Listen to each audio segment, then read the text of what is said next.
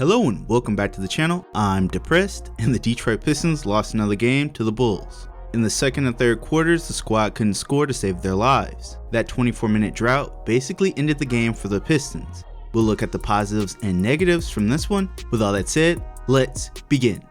The Pistons defense was amazing, but the offense was awful. I feel like I will be saying that until MC makes his debut. First and fourth quarters were the bright spots for the Pistons, but the other two quarters were just so bad it didn't matter much.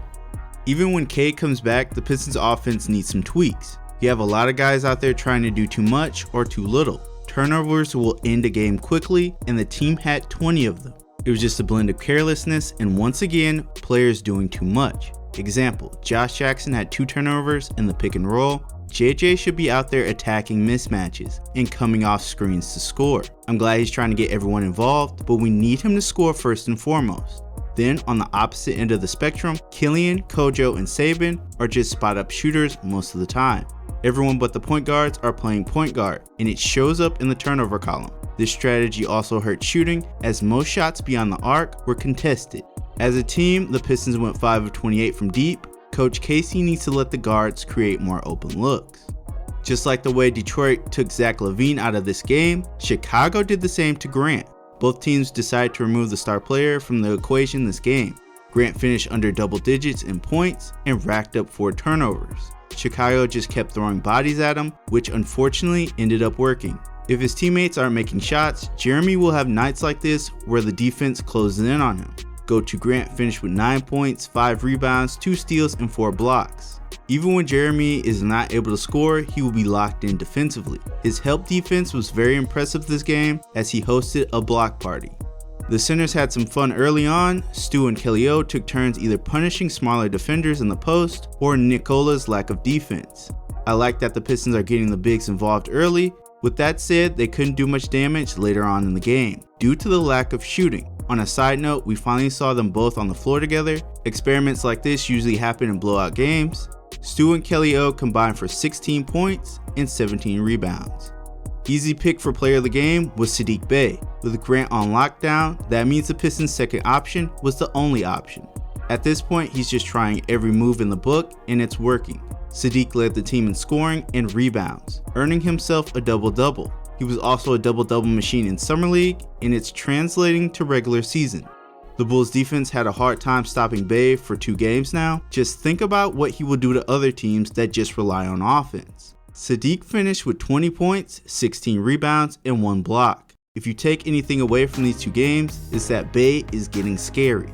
It looked like the team was going to lose by 30 or 40 points, but Trey Lyles decided that wasn't happening as he caught fire in the fourth quarter. His 3-point shooting jump-started a late run that made the game look respectable. Lyles had been great the first couple games on both sides of the floor. Trey finished with 12 points, 5 rebounds, and 1 block. I'm starting to see why the coaching staff is so high on him. Dwayne Casey was throwing out everyone on the roster to try to score some points. That meant Garzilla would be unleashed on Chicago. Luka checked in and was met with an elbow to the face from Vucevic, resulting in a flagrant 1. Interesting start to his first NBA game, to say the least. After that, Garza helped the Pistons' late fourth quarter rally. Casey put him out there to score, but he mainly helped on the defensive end. Garza in his first game finished with 3 points, 2 rebounds, and 2 steals. The Pistons' front court has been great thus far. If we have to throw out a 3-center lineup to get Garzilla more minutes, so be it. Last player I wanted to talk about is Killian Hayes. He played better than last game, but not by a wide margin. With that said, he was yanked off the floor pretty quickly. Casey pulled him aside to talk about not taking a charge on a fast break, but it seemed after that it was just Kojo time. Casey even went to Saban Lee before Hayes.